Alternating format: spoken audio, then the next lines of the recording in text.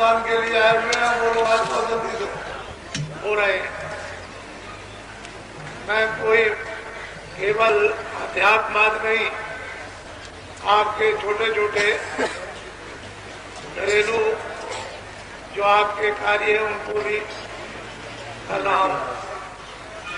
इन सब चीजों पर आप सबका ध्यान और विचार होना चाहिए।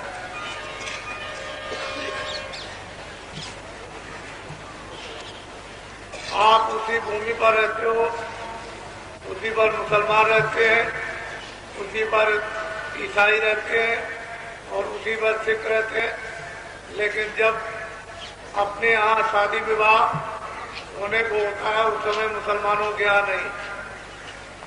जब आपके यहाँ समाप्त हो जाएगा तो मुसलमानों के यहाँ शुरू होगा। आप कहते हो कि हमारे यहाँ शादी की लगन नहीं है और मुसलमान कहते हैं कि हमारे यहाँ शादी की लगन है। जमीन एक है, वायुमंडल एक है, गांव और शहर एक है, आप एक ही जगह रहते हो। एक कहता है कि नहीं और दूसरा कहता है कि है। तो कोई ऐसी बात तो जरूर है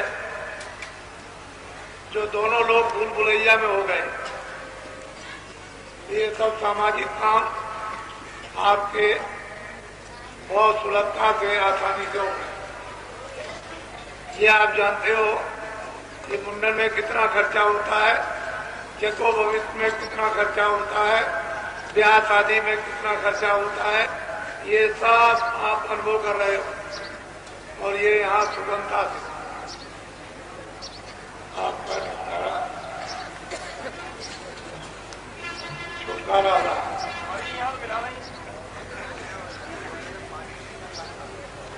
चलो चलो जल्दी से, जिनको नामदान लेना है वो जल्दी से जल्दी आ जाओ।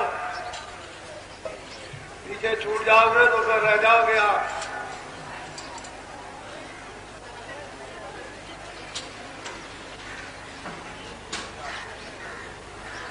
बात है कि वो चीज रात भर लगे, वो चीज आपकी आधे घंटे में हो जाए, लेकिन पद्धति के अनुसार सब कार्य।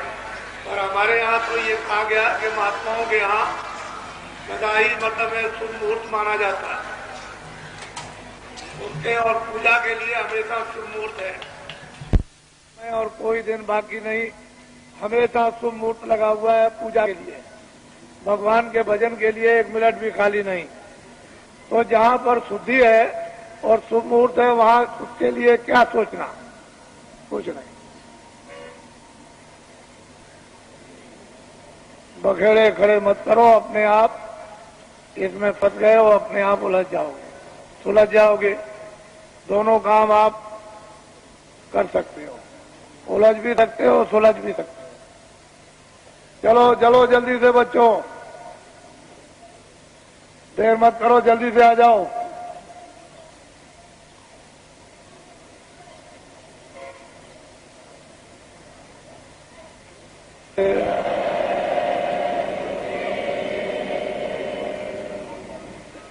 देखो, विशेष करके इस बात का ध्यान रखो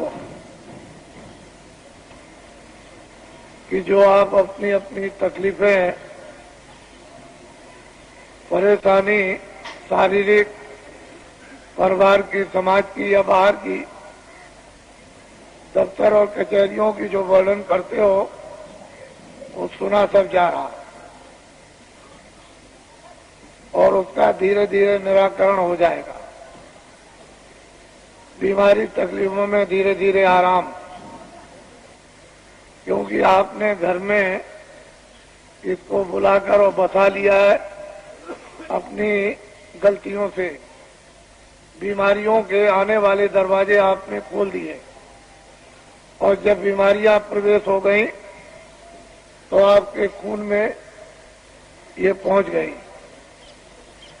देवियों के लिए ये आदेश है कि देवियां जब मासिक का महीना समय आए तो कोई भी देवी स्नान 5 दिन नहीं करेगी। हाथ धो सकती हो, पैर धो सकती हो और कपड़े सुंदरदार बदलो, लेकिन 5 दिनों तक स्नान मत करना, चाहे गर्मी हो, चाहे जाड़ा हो, चाहे बरसात हो। जो भी स्त्रियां उस पर्व पर स्नान करेगी उनका खराब खून हो जाएगा और एक पुण्य मिल जाएगा, और ऐसी भयंकर बीमारियां होंगी जो निकाले नहीं निकलेगी, और डॉक्टर के पास ना उसके पास दवा होगी ना कोई पहचान।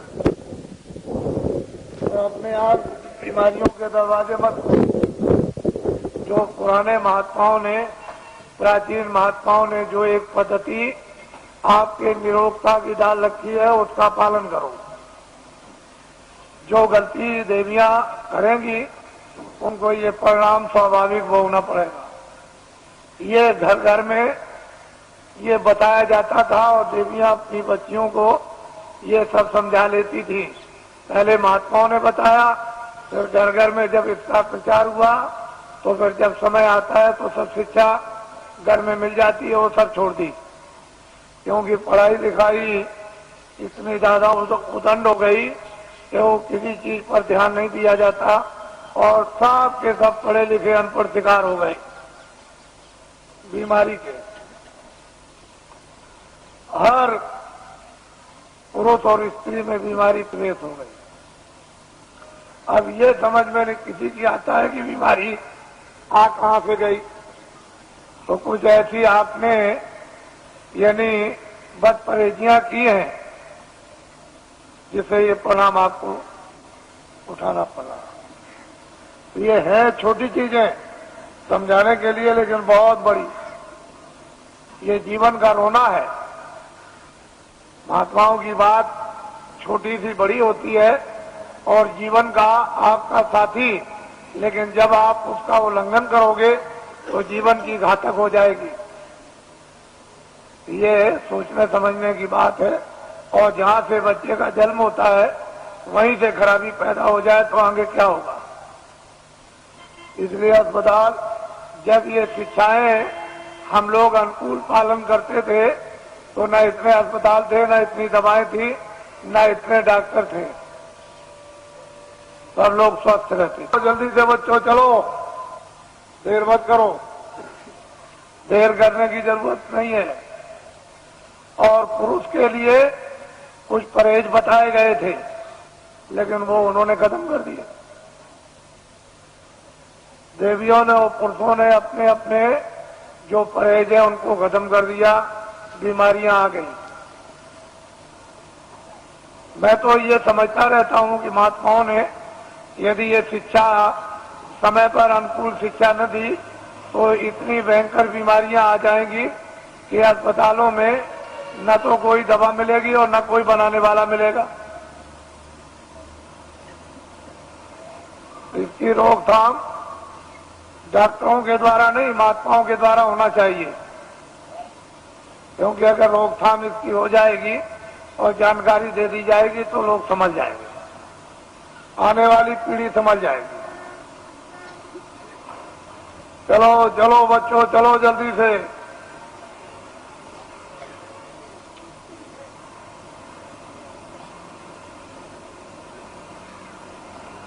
कोर्ट कचहरी में जाते हो इतना ध्यान रखना चाहिए कि रामायण भी है और गीता भी है और भागवत भी है, मंदिर भी है, मस्जिद भी है और गिरजाघर भी है और ग्रंथ साहब भी है। तो कम से कम इतना इखलाक और इतना विचार तो होना चाहिए कि क्या सत्य है, क्या सत्य है, हम कितना इसमें झूठ बना रहे और कितना इसमें सत्य है और कितना हम धोखा दे रहे। थोड़ा बहुत तो विचार कर कम करना चाहिए, क्योंकि भाई आपका ही है, चाचा आपका ही है, भतीजा जो आपके घर में वो आपका ही है, चाहे वो आज अलग हो गया और पड़ोसी आपके ही है।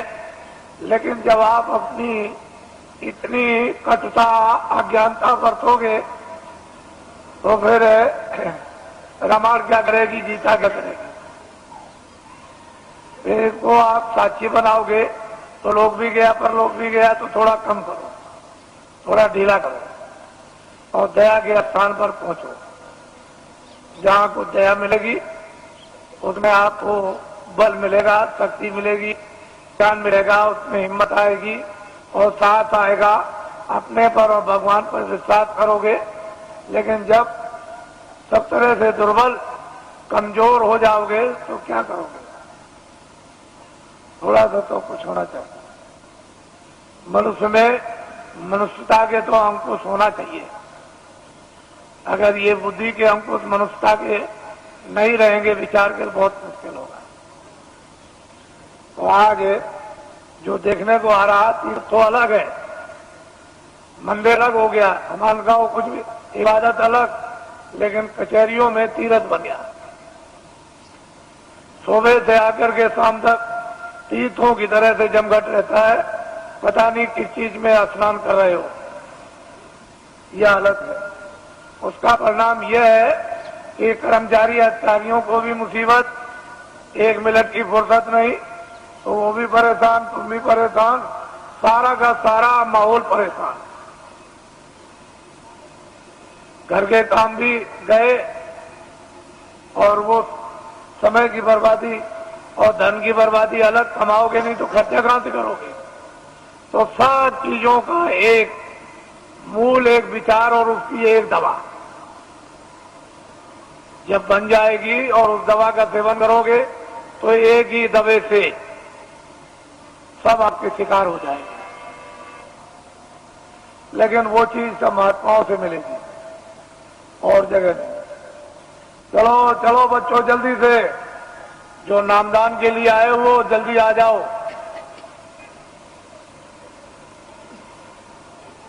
चलो चलो, देर मत करो।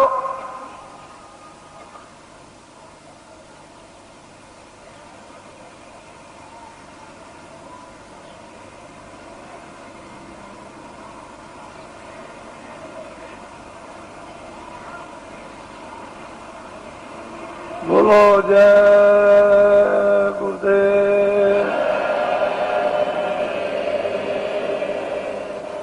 जय गुरुदेव,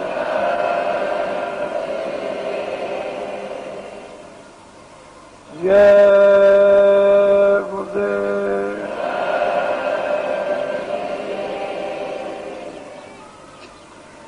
जय गुरुदेव नाम किसका? जय गुरुदेव नाम किसका? जय गुरुदेव नाम किसका?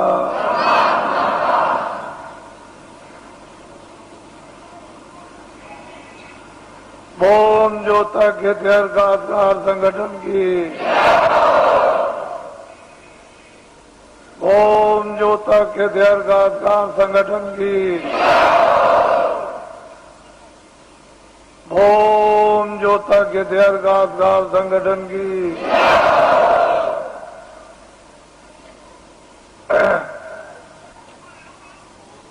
ये दिन और समय जो आपको मिले हैं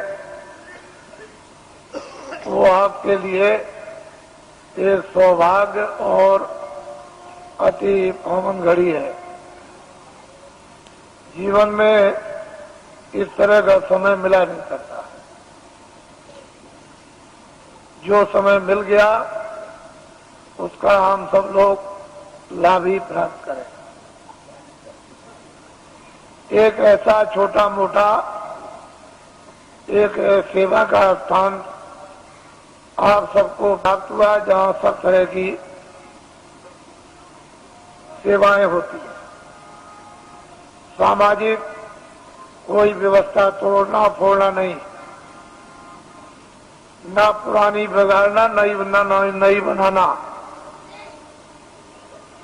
जो जो व्यवस्थाएं प्राचीन काल से ऋषि मुनि महात्माओं ने आपको निर्धारित करके उस पर स्थापित कर दिया, उसी के अनुकूल जो थोड़ी बहुत गंदगी और उसमें व्यवहारिक अज्ञानता आ गई, उसी का शुद्धिकरण करा लीजिए।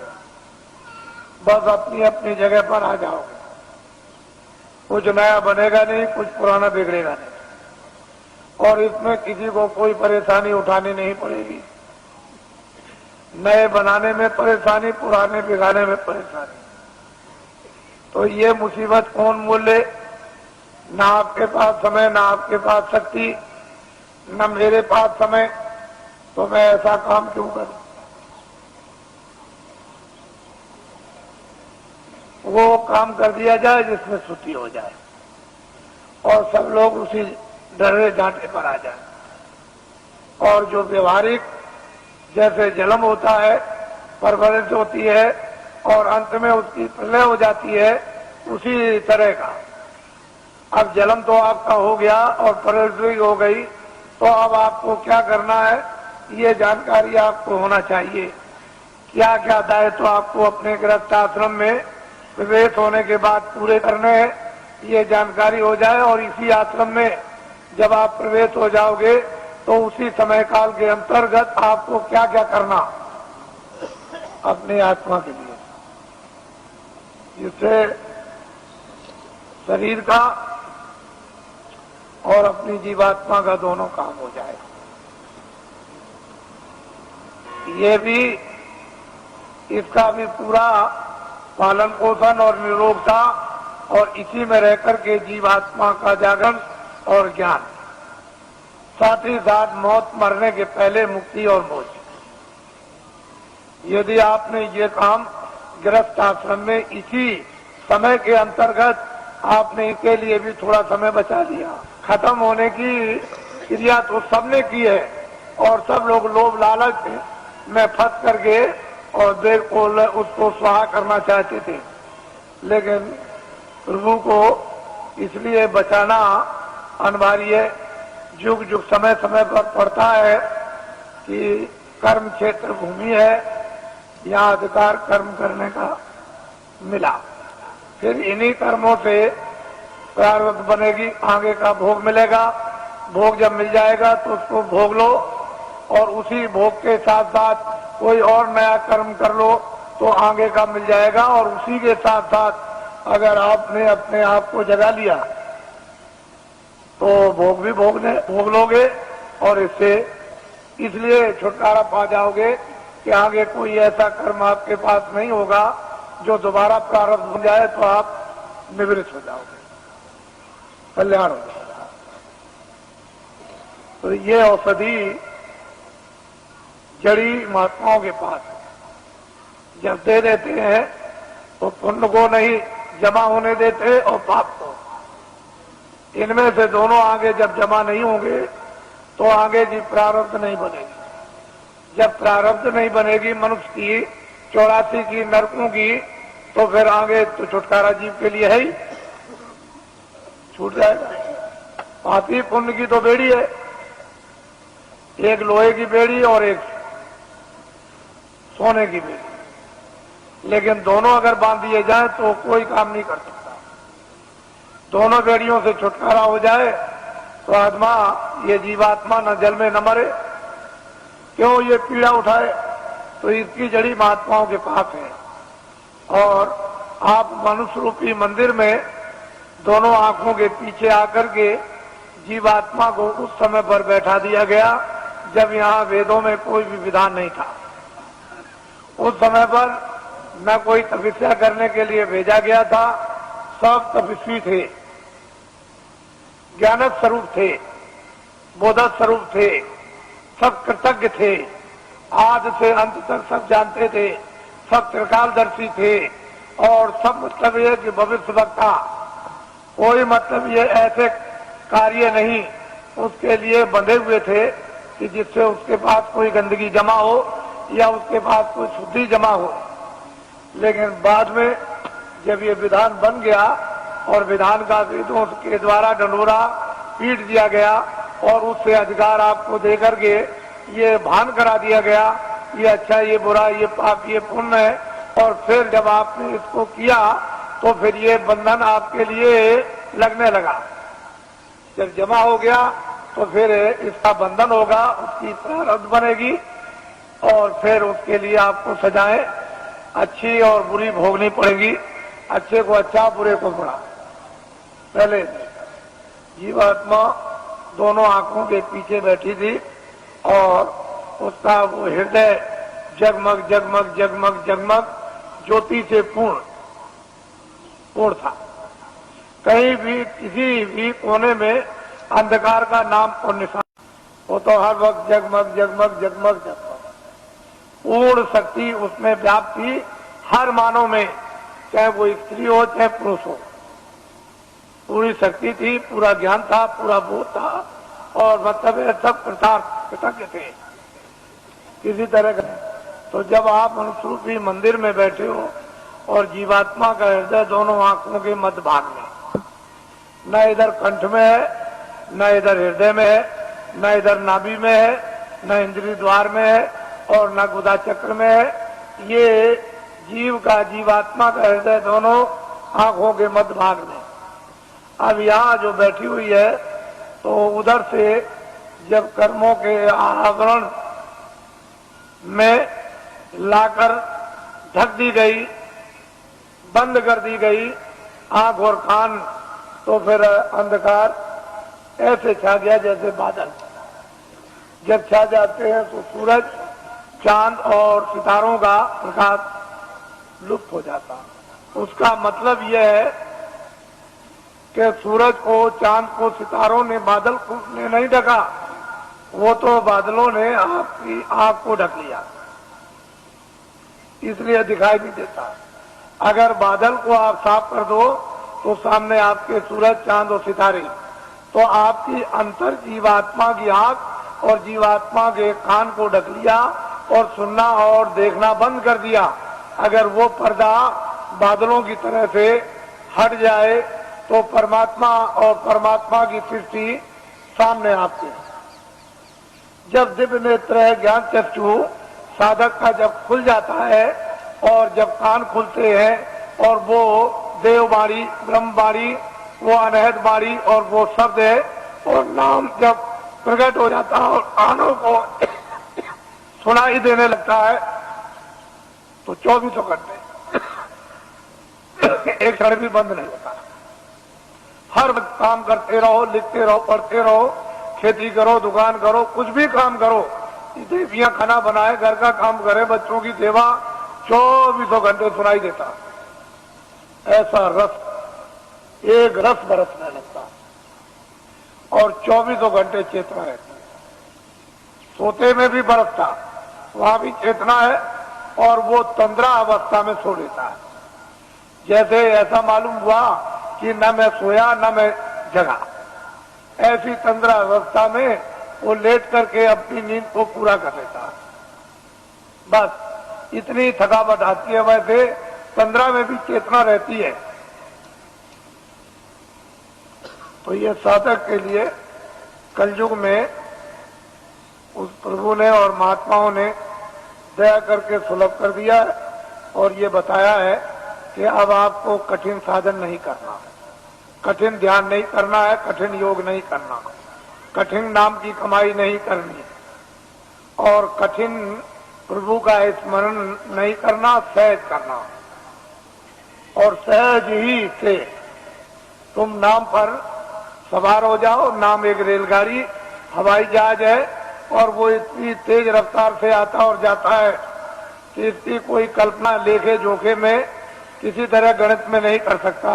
इतनी उसकी तेज रफ्तार है और बिजली का भी, समुद्र की लहरों का भी प्रमाण नहीं दिया सकता, इतनी तेज रफ्तार उसके आने जाने की है। ऐसी चीज निर्धारित अनाथ काल से उस मालिक ने तैयार कर रखी है। लेकिन अब जब भेद मिल जाए, युक्ति मिल जाए और उस पर जीवात्माओं को सवार कर दिया जाए तो वो चेतन है। वहां तेल पानी की जरूरत नहीं, वो तो चेतन है, जड़ नहीं है कि जड़ को तेल पानी मिले। चेतन ही चेतन है, न तेल पानी, न आगे की जरूरत, न वहां हवा की जरूरत। वो तो चेतन ही चेतन है और जीवात्मा भी चेतन है। तो असल में यह है कि शरीर में एक तो गुदास्ता, दूसरा इंद्रिय, तीसरा नाभि कमल, चौथा ये हृदय द्वार और पांचवा ये कंठ। जरा ध्यान देना। छठा ये है ये भ्रिकुटी विलास आज्ञा चक्र, ये जीवात्मा बैठी है। गुदा चक्र पर गणेश जी का वास, इंद्रिय द्वार पर ब्रह्मा और सावित्री का वास, नाभि कमल में विष्णु और लक्ष्मी का वास, और हृदय कमल में शिव और पार्वती का वास, और यहाँ कंठ में जो है वो आद्या महाशक्ति का वास, और यहाँ स्वयं दोनों आंखों के मध्यभाग में जीवात्मा बैठी है। लेकिन इन नीचे के कमलों में ऊपर की छाया है, उस छाया में छाया है, उसे जीवात्मा के प्रकाश में उस ऊपर की छाया का यानी कमल के अंदर गणेश जी का दर्शन, ब्रह्मा और सावित्री का, और नाभि कमल में विष्णु और लक्ष्मी का, और हृदय में ब्रह्म शिव और पार्वती का, और कंठ में आद्या महाशक्ति का छाया के रूप में साक्षात्कार होता है। सही रूप नहीं, वो तो उनका रूप तो ऊपर सही है, लेकिन शरीर में कमलों में छाया पड़ी हुई है, और सूरज के जीवात्मा के प्रकाश में वो छाया दिखाई देती है।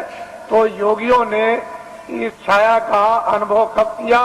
जब सतयुग त्रेता और द्वापर, जब शरीर में ताकत थी, अनुकूल साधन थे, गृहस्थ आश्रम परिवार अनुकूल था, खान पान पर पूरा नियंत्रण था, इंद्रियां उस समय पर दमन में थी, तब ये सब चीजें आपके लिए थी।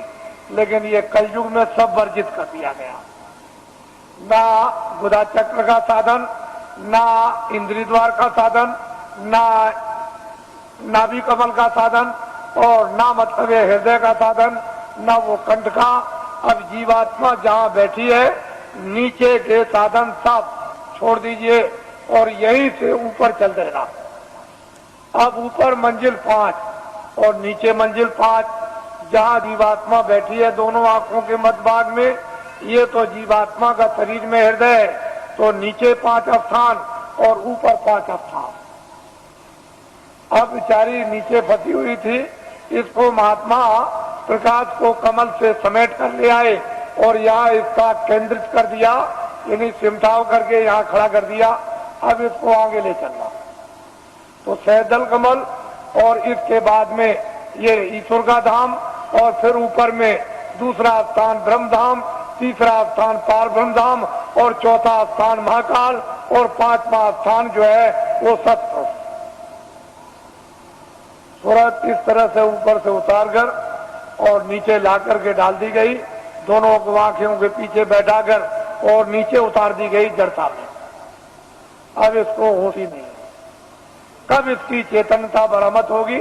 ये बिना महापुरुषों के कोई काम ये कर ही नहीं सकता। और आपके कितने जीवन ऐसे चले बर्बाद हो गए। इसलिए आपको किसी को ऊपर का राज न, ऊपर क्या होगा? जहाँ जीवात्मा बैठी है वहां मध्य भाग में ऊपर किसी में वो दिव्य दृष्टि, उसमें क्या हो रहा है ये आपको कुछ पता नहीं। लेकिन जब साधक, जब प्यास लगती है, भूख लगती है, इच्छा जागती है, तब होती है, रोता भी है और जीता है, प्रार्थना भी करता है, जब वेद मिल जाता है तो स्मरण भी करता और ध्यान भी करता है, तो उसमें तड़पता है और संसार से जीतता है, अपने काम से जीतता है।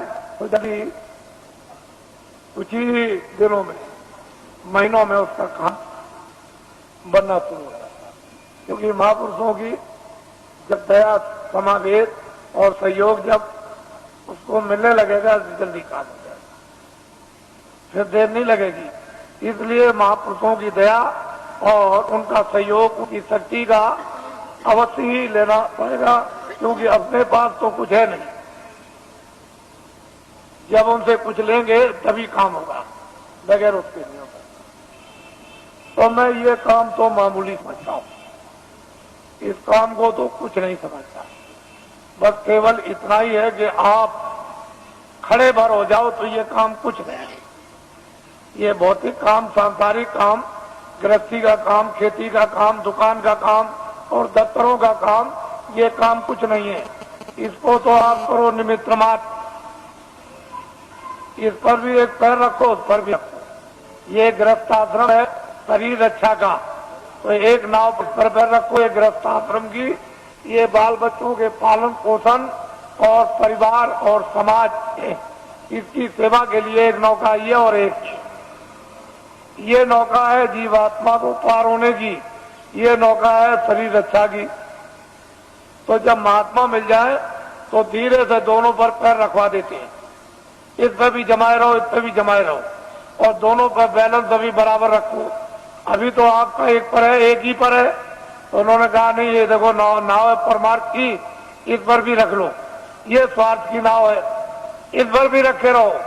इस पर तो धीरे धीरे अपने उपदेश के द्वारा और दया के द्वारा और शक्ति के द्वारा धीरे धीरे वो जो स्वार्थ की नाव है सांसारिक, उसका जरा सा पैर का हल्कापन और परमार्थ पर जरा वजन ला दिया, बस आपकी स्वाभाविक गिरा होने लगी। इच्छा इन्हीं इच्छा नहीं अरुचि होने लगी, तो धीरे धीरे धीरे धीरे उस पर जमा होने लगा। शरीर की ताकत का एक पर जमा हो, अब वो इस तरह का आपका हो जाएगा कि इस पर तो जमा हो गया और ये निमित्त मात्र रह गई। बस जब तक रहो तब तक ये निमित्त मात्र बस हंस लीजिए, तो ये अंदर में उस पर जमाव कर लो और ये तुम्हारा इसको बिगाड़ना नहीं। तो इसलिए हमने तो कोई ऐसा काम रखा नहीं है कि आपको गृहस्थ आश्रम का कोई काम बंद करना है, कपड़े पहनो, खाना खाओ, खेती करो, दुकान करो, दफ्तर करो, बच्चों की सेवा करो, आए गए का सत्कार करो, और जो भी रस्म रवाज उसको भी करो, ये सब करो। हमने सब प्रकार रखे, किसी काम को बंद नहीं किया। और ये है परमार्थ। यहां बैठ करके आप इधर से अपने ध्यान को हटा दो, थोड़ा खेती से, दफ्तर से, दुकान से, बच्चों से, इनसे उनसे थोड़ा 2 मिनट, 5 मिनट, 10 मिनट के लिए यहाँ ला करके मन को, बुद्धि को, चित्त को यानी जीवात्मा के साथ में इसको लगाकर वो थोड़ा सा सहयोग, बस इतने में काम है। कुछ नहीं बिगड़ेगा, संसार बिल्कुल नहीं बिगड़ेगा और परमार्थ बनना। जैसे ही आप यहां से दरवाजा खोल करके चल पड़े, बस चलने वाली बात, अगर एक कदम भी पड़ गया तो फिर रुकने वाला नहीं, दूसरा कदम जरूर उठ जाएगा। वो चाली इस तरह की है जीवात्मा की कि जैसे ही एक कदम बढ़ा वह दूसरा प्रवेश कर जाएगा, काम आपका हो जाएगा। तो इसलिए आपको ये भेद है, अभी कुछ नहीं मालूम कि ऊपर क्या है नीचे क्या है, ये कुछ नहीं है। साधक लोग क्या देखते हैं, क्या पाते हैं, क्या अनुभव करते हैं, क्या आनंद और शक्ति उनको मिलती है, अब ये तो बताने का आपको आदेश नहीं है। वैसे तो ये बता सकते हैं, लेकिन मैं ये नहीं चाहता हूं कि आपको बताकर साधकों का नुकसान हो जाए। साधक अपनी चीज भी रखें और आपको कुछ समझा बुझा भी दें, इनका कोई नुकसान ना हो, आपका फायदा हो जाए। असल में चीज यह है कि गोपनीय राज ये साधक नहीं बताते, न बताएंगे, तो इनसे तो कुछ आपको मिलेगा नहीं। लेकिन जब ये घेर घार करके यहां ले आएंगे तो फिर यहां सब कुछ आपको मिल जाएगा। बस ये समझ लो कि आपके पक्के साथी है, ऐसा मत समझो ये किसी बुराई की तरफ ये ध्यान नहीं देते हैं, ये अच्छाई की तरफ ध्यान देते हैं। इनका लक्ष्य यह है कि बुराई छूट जाए और अच्छाई में प्रवेश हो जाए। वैसे तो बुराई को बुराई आप भी घर में मानते हो, उससे आप भी दुखित हो जाते हो कि ये बुरा है। तो दूसरा अगर आपको ये कह दे कि ये बुरा है तो वो जानता है इसलिए कहता बुरा, आप जानते हो तो आप कहते हो बुरा, तो बुराई ही है और अच्छाई अच्छाई। तो इसलिए बुराई की तरफ ध्यान नहीं देते, ये तो चाहते हैं कि बुराई हट जाएगी, अच्छाई आएगी, ये लक्ष्य है। तो ये पक्के आपके साथी यानी दोस्त सहयोगी, इनको अपना समझना चाहिए और असली जगह पर पहुंचा दे, इससे बड़ा परोपकारी कौन हो सकता है। तो ये सब चीजें सामाजिक लेकर के चली जा रही हैं, इनसे अलग थलग आपको नहीं किया जा रहा। तो मैं आपकी जो व्यवस्था योजना है उसको पूरा बना करके तैयार कर चुका हूं और बस ये है कि जैसे ही अपनी जगह पर आप खड़े हो गए, वैसे ही योजना आपके सामने रख दी जाएगी। और जब वो चक्रव्यूह योजना के अंतर्गत जब आप प्रवेश हो जाओगे तो सारा का सारा गुण उसका ज्ञान और राज आपको समझ जाएगा। फिर उसके लिए कोई किसी को परेशानी नहीं होगी।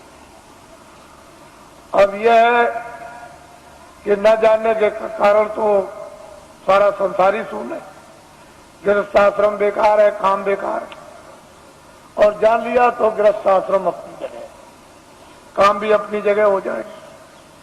तो हमने जो आपको बताया, क्योंकि आपको अभी आदेश दूंगा आपको अभी कि आपको मतलब ये जाना है, तो भूमि जोतक हितैषी काश्तकारों का तो देश में अभियान चल रहा, साथ ही साथ कर्मचारी अधिकारियों का कार्यक्रम चल रहा, साथ ही साथ में सेठ साहूकार दुकानदार उद्योगपतियों का भी कार्यक्रम इसी के साथ साथ चल रहा, और साथ ही साथ यानी छात्रों का भी कार्यक्रम चल रहा।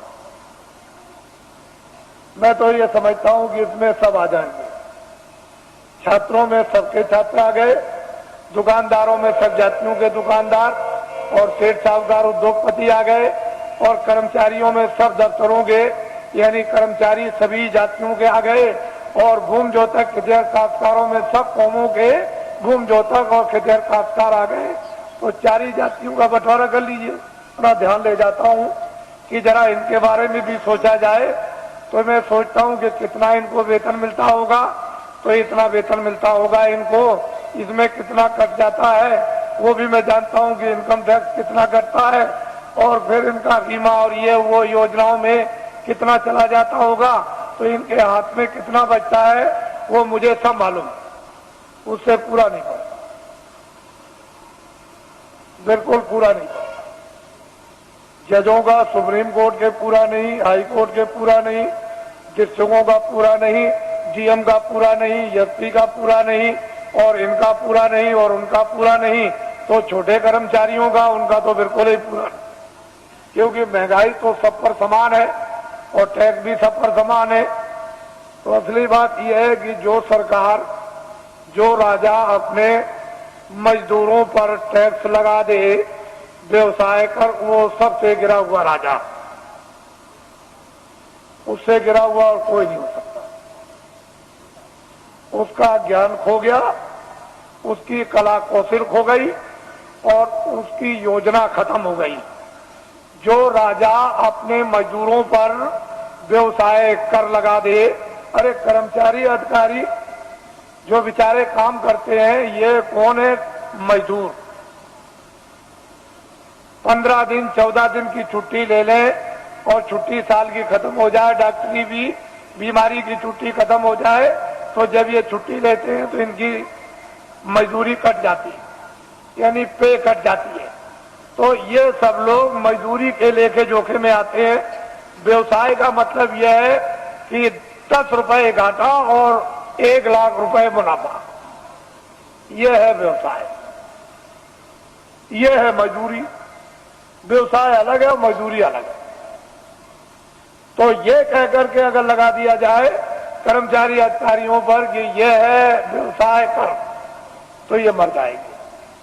तो मैं कभी कभी उन लोगों की तरफ ध्यान ले जाता हूं जहां पर कि 20 साल और 25 साल और मतलब है सजाए मौत देते हैं, और उनका उस वेतन में जब खर्चा नहीं पूरा होता है तो उनके घर में बच्चे और बच्चियां, तो जज है 10 लाख दो, 20 लाख दो, ये सामान दो, ये सामान दो, खर्चा तो पूरा नहीं पड़ता, तो चिंता सवार रहती है। अब जब इसको घर की चिंता सवार बच्चे बच्ची की होगी तो न्यायालय में बैठ करके, यानी मतलब ये स्वच्छ है, यानी न्यूट्रल बुद्धि से कैसे न्याय कर सकेंगे, क्योंकि वो परेशानी चिंता में घिरे हुए। तो मैं कभी कभी ये बात सोचा करता हूं कि जब उनका रिटायरमेंट आ जाता है और वो रिटायर हो जाते हैं और उससे वेतन जो उनको पेंशन मिलेगी उसमें पूरा नहीं पड़ता, तो फिर ये क्या करते हैं, किसी फैक्ट्री में अगर जगह नहीं किसी फैक्ट्री में मिली और किसी जगह सेठ साहूकार के यहाँ नहीं मिली, तो फिर न्यायालय में आते हैं और वकील की हैसियत से फिर काम करना शुरू कर देते हैं तो कटघरे में खड़े होते हैं। और फिर इस तरह से वही जज जो हाई कोर्ट के थे या सुप्रीम कोर्ट के थे खड़े होकर कटघरे में मौकिल की तरफ से फिर सलाम करते हैं। तो ये राष्ट्र के संविधान का प्रजातंत्र में पूर्ण रूप से अपमान, पूर्ण रूप से अपमान। इस पर आज तक कभी किसी ने विचार नहीं किया। ये भारतीय प्रजातंत्र का पूर्ण रूप से अपमान। ऐसे बड़े बड़े पदों की आपको मतलब यह है कि पूरी देखभाल रखना चाहिए कि ऐसे बड़े बड़े पद हैं और फिर आकर के वही व्यक्ति निम्न श्रेणी पर आकर के कटघरे में गिर जाए और फिर सलाम करें, ये भारत के लिए शोभा नहीं। तो मेरे पास इसकी भी योजना है, इसको आप ध्यान में रखिए और ये कभी न कभी लागू हो जाएगी। पूरी योजना है, कभी लागू हो जाएगी। मैं इतना ही विश्वास आपको दिलाना चाहता हूं कि कर्मचारी अधिकारियों का काम हो जाएगा, मासिक वेतन इनका पूरा सुविधा इनको मिलेगी, टैक्स महंगाई कम हो जाएंगे और पूरी सुविधा मासिक वेतन बचेगा। छात्रों को काम नौकरी बिना ढूंढे हुए मिलेगी और भूमि जोतकों का सारा 40 सालों का सरकारी कर्जा में ब्याज के माफ हो जाएगा और सेठ साहूकारों का काला धन सबका सब 100 वर्षों के लिए सफेद करवा दिया जाएगा। कोई जुल्म और कोई टैक्स नहीं लगेगा, एक नए पैसे का, और सब लाइसेंस खत्म करवा दिए जाएंगे। आप कहोगे ये धन कहां से आएगा? मैं इतना ही आपको बताऊंगा कि भारत में धन की कोई कमी नहीं रहेगी। और आपको क्या चाहिए? धन की कोई कमी नहीं। आप लोग बाइज्जत बदस्तूर सम्मान के साथ खेती करो, दुकान करो, दफ्तर का काम करो। क्यों ये सब झंझट में फंसते हो? धन की कोई कमी नहीं रहेगी। लेकिन वर्तमान में अंधेरा, उजाला नहीं। ये सब चीजें जो एक सूक्ष्म संकेत में आपको दी जा रही, इसके साथ बहुत गहरा मसाला है, या गहरा भंडार का हो या गहरा ज्ञान का हो, कोई ऐसी चीज है जो वास्तव में, और समय आने पर सब इस पर आकर के सब के सब एकदम खड़े हो जाएंगे, अपने काम में लगे रहो। देखो ईश्वर का चमत्कार, अरे खुदा की खुदाइयत का करिश्मा, जरा देखो, उसका इंतजार तो करना ही पड़ेगा। अब थोड़ा बहुत इंतजार नहीं करोगे तो आपको जस और नाम और कीर्ति तो आपको कैसे मिलेगी? फिर उसमें आप भागीदार कैसे बनोगे? तो इंतजार तो थोड़ा करना ही। परिवर्तन का जब इतिहास बनता है तो इंतजार के साथ इतिहास बनता है। वैसे तो रावण मरवा दिया जाता, महाभारत कहीं भी किसी कोने में बैठ के करवा दिया जाता, लेकिन मतलब है कि इंतजारी के साथ इतिहास नहीं बनता। इतिहास तब बनता है इंतजारी के साथ, काम के साथ। काम जो है वो इंतजारी है, आपको ये मालूम।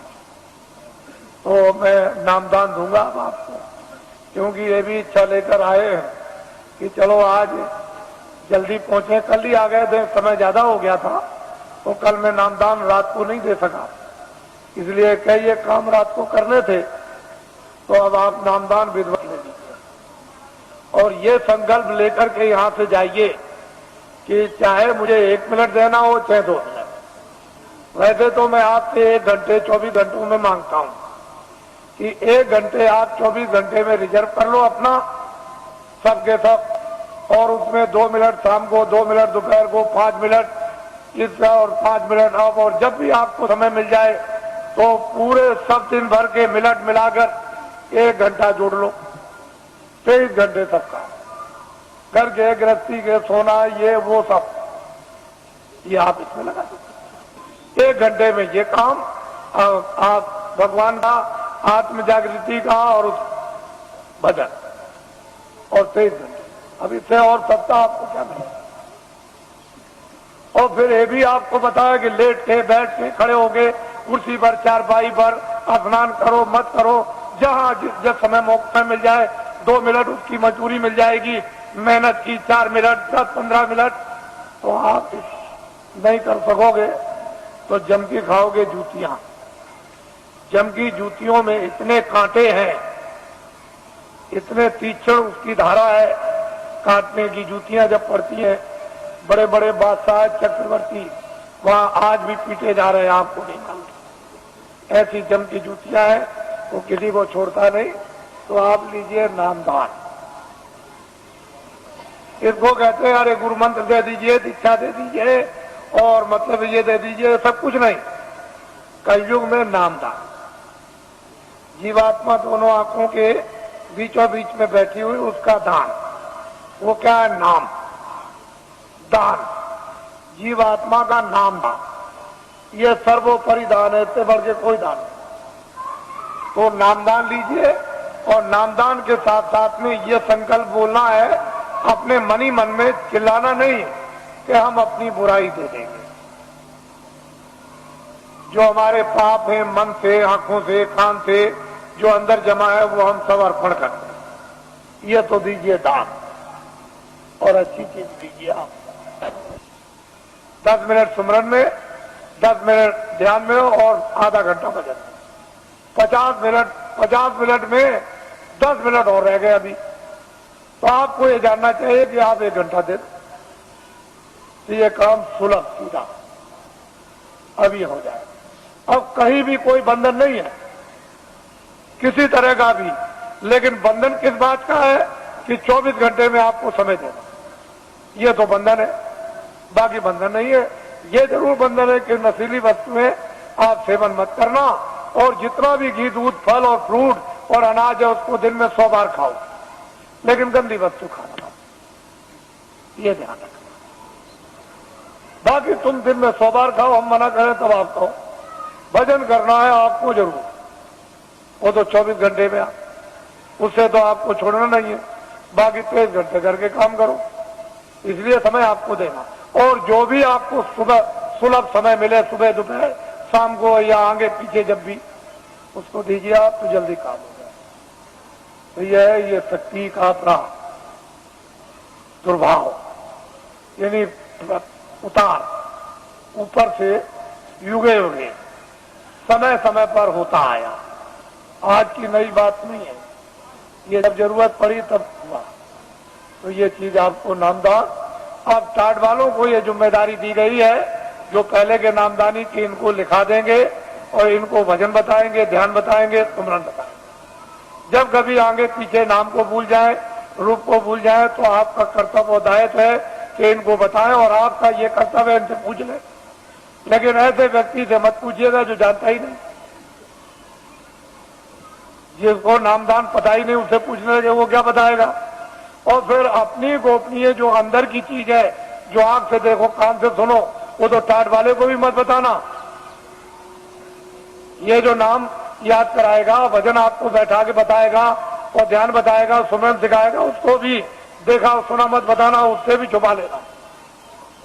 जितना छुपा लोगे उतने अंदर प्रकट, उतने ही उतरेगा, उतना ही खजाना खुलेगा, उतना ही प्राप्त होगा। अरे तुम क्या है, बड़े बड़े बादशाह जब इस वस्तु को प्राप्त करते हैं तो राज और पूरी सल्तनत पर, चक्रवर्ती राज पर लात मार देते हैं। ये कुछ नहीं है, और कहते हैं कुछ नहीं, राजा जनक लात मार दिया, वो कुछ नहीं समझते। बड़े बड़े इतिहास लिखे हुए हैं, ये तो कुछ और चीज है, ये कुछ नहीं है। वो चीज गृहस्थ आश्रम में यदि आपको प्राप्त हो तो इससे अच्छा और सुहाना समय कौन सा है। ये आपका स्थान है। आप साधना कार्यक्रम में भी आप बरसात में होगा, गुरु पूर्णिमा जुलाई के बाद, तो आप उस समय जो आस पास के हो और जो इच्छुक जिज्ञासु होते हैं वो आते हैं। 1 हफ्ते का कार्यक्रम चलता है, उसमें खामियां, उसमें गलतियां, उसमें करना न करना, उसमें बढ़ना न बढ़ना, जानकारी उसमें प्राप्त हो जाती है, ताकि उनको और प्रोत्साहन और उन पर दया मिलती है तो और आगे बढ़ते हैं। इस तरह से कार्यक्रम चलता रहता और मैं अभी जैसे ही 31 मार्च समाप्त होगा तो मैं अभी घोषणा करता हूं दौरे की। अब आप लोग अपना एक कार्यक्रम मनाएंगे। ये लोग कुछ मनाते चले आए, क्योंकि मैं 21 महीने, मैंने तो कभी कहा नहीं था, 21 महीने मुझे सरकार ने, यानी क्रोध में, मैंने तो कोई अपराध किया नहीं था, मैंने तो कोई आंदोलन, हड़ताल, तोड़फोड़, कोई अमानवीय काम हिंदू मुसलमान सिख ईसाइयों का, ये कोई जात पात का, ब्राह्मण क्षत्रिय वैश्य हरिजन, ये वो छोटे धोबिया और कोई मैंने तो कभी किया नहीं। मेरे यहाँ तो कोई रगड़ा झगड़ा है नहीं, लेकिन भविष्यवाणी जरूर करता था। उससे सरकार मुझसे नाराज, और उसने इस नाराजगी में नेता लीडरों को तो पकड़ा ही, मुझे भी पकड़ लिया और पकड़ के जेल में बंद कर दिया। फिर मेरे ऊपर इतने बखेड़े लगा दिए, इतने झंझट लगाए उन्होंने, सामान लेने के, ये लेने के, जमीन लेने के, जानवर लेने के, इतने बखेड़े और झंझट खड़े कर दिए कि अगर मेरी जगह पर बादशाह भी हो तो खत्म हो जाए। ऐसे झंझट झगड़े खड़े, छोटे मुकदमे नहीं है, मामूली मुकदमे नहीं लगाए, इतने झंझट मुकदमों के लगा दिए। और मैं एक सामाजिक आदमी, जनहितों का काम करने वाला, मेरे ऊपर, जबकि मैं रात और दिन चिल्लाता हूं मेरा कुछ नहीं है, ये सब जनता जनार्दन का सब कुछ है। जब मैं खुले मैदान में ये कहता हूं तो मेरी भावना ही वही है, तो और लिखा पढ़ी क्या हो सकती। लिखने पढ़ने वाले तो रोज बेईमानी करते, रोज लिखा पढ़ी का दस्तावेज बदल देते हैं और झूठ बोल जाते हैं। तो मेरी जबान दस्तावेजी है, तो मैं जनहितों का काम करता हूं, तो मेरे ऊपर सरकार ने इतने बखेड़े। और कल मैंने ये बात कही है कि ये सब बखेड़े न्यायालयों में अब भी मौजूद हैं, लेकिन सरकार ने लखनऊ से नया फ्रेश गजट निकाल दिया। जो दस्तावेज मैंने जमीनें खरीदी नाम की उनका, और इतना आंखों से देखते हो कि ये बना हुआ फ्रेश गजट निकाल दिया कि जमीन एक्वायर की जाएगी। बताइए, और पूरा मथुरा को गजट कर दीजिए कि सब ये कारखाना मथुरा सबको भगा दिया जाएगा और यहाँ कारखाना बनाया जाएगा, सब मकान तोड़ दिए जाएंगे, मंदिर और मस्जिद सब तोड़ दी जाएगी और यहाँ कारखाना बनेगा। गजट निकाल दीजिए, क्योंकि आपको तो गजट निकालने का पूरा राइट और अधिकार है, तो निकालिए। तो असली चीज ये है, इसको समझने की चीज है, इसको समझिए। तो मुझे जेल में बंद कर दिया और जेल में बंद करके मुझे इस योग छोड़ दिया था कि ये कभी भी नाम नहीं लेंगे। लेकिन मैं तो ईश्वर विश्वासी आदमी, मेरे पास ऐसे सेठ साहूकार भेजे गए कि तुम हवाई जहाज ले लो, एक ले लो, ये जमीन क्या है, तुमको हजारों एकड़ तुमको जमीन दे दी जाए, एरोड्रम बनवा दिया जाए। मेरे पास बड़े बड़े सेठ आए और उन्होंने कहा कि हम सब कुछ सेवा करने को तैयार हैं, हमें क्या करेंगे। कह लगे जो आप जितना चाहे धन हम खर्च कर देंगे।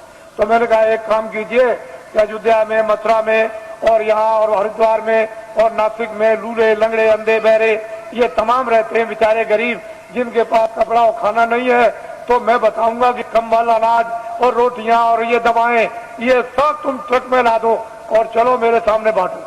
कह लगे ये काम नहीं हो सकता, ये काम नहीं हो सकता। तो हमने भाई ये काम नहीं हो सकता तो ये भी नहीं हो सकता। क्यों कि राजद्वारे 60 जन, राजाओं के दरबार में 3 लोग जाया करते हैं, राजद्वारे 7 दिन 3 वक्त को जाएं।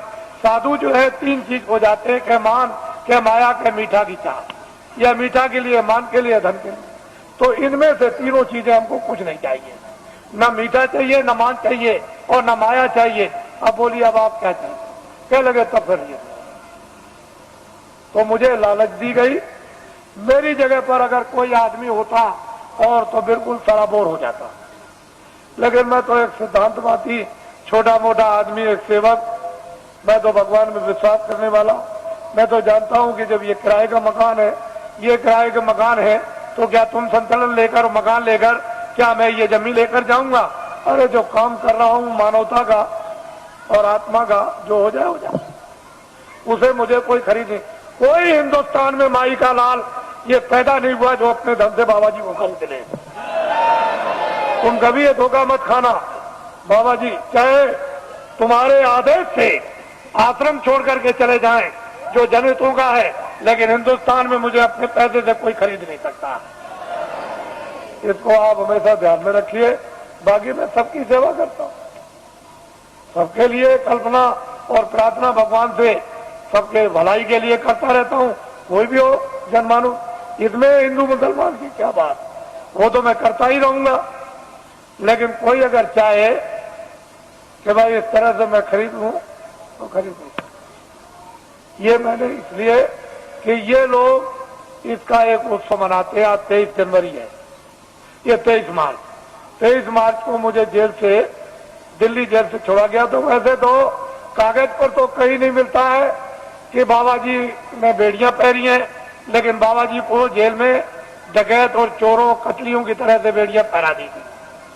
जब मैं बंगलौर में भेजा गया तो वहां पूछा वहां के आईजी से और सुपरिंटेंडेंट से कि भाई हमको क्यों बेड़ियां पहनाई, तो उन्होंने खुद आकर के कहा कि कागज पर तो आपका कुछ नहीं है बेड़ियों के संबंध में, क्या वहां की उत्तर प्रदेश की सरकार आपसे बहुत नाराज है। हमने कहा अब आप समझ लीजिए, नाराज इसलिए तो कि किसी तरह से हमारे बस में आ जाए।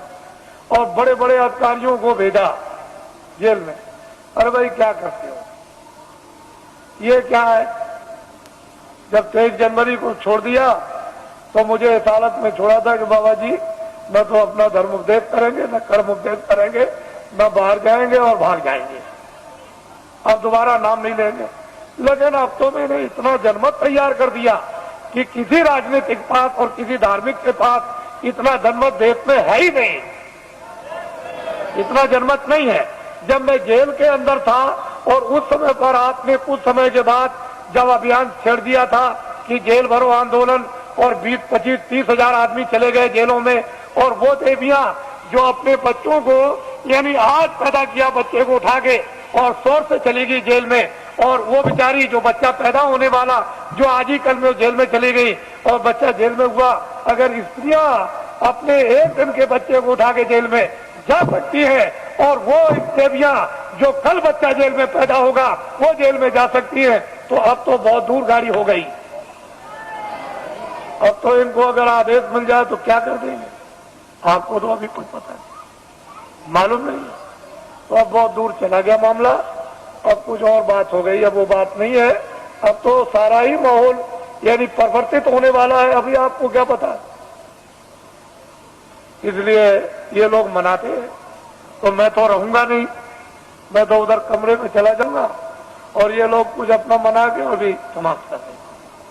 क्योंकि अब ये यहाँ आए हुए हैं और इसी होली के अवसर पर ये जगह जगह मना रहे, लेकिन ये पड़ गया। और आप लोग यहाँ मुझसे कोई भूल चूक हुई हो तो आप लोग हमेशा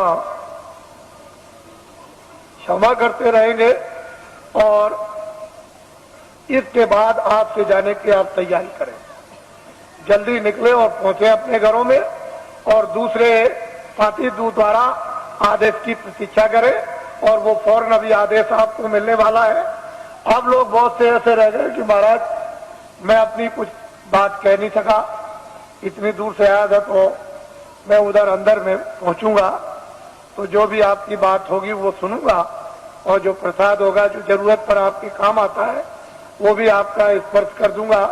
तो आपकी तकलीफ में, परेशानी में, इसमें उसमें जो एक आधार होता है मददगार का, अगर वैसे ही कह दूं तब तो आपकी समझ में आएगा नहीं, लेकिन एक आधार रहेगा कि इलायची दाना है, ये चीनी है, बताता है, ये चीज है, तो आप उसको रखे रहोगे और जरूरत पर काम लोगे तो उससे जब लाभ हो जाएगा तो आपको फेथ हो जाएगा, विश्वास होगा कि नहीं मालिक की दया मुझ पर भी हो रही है।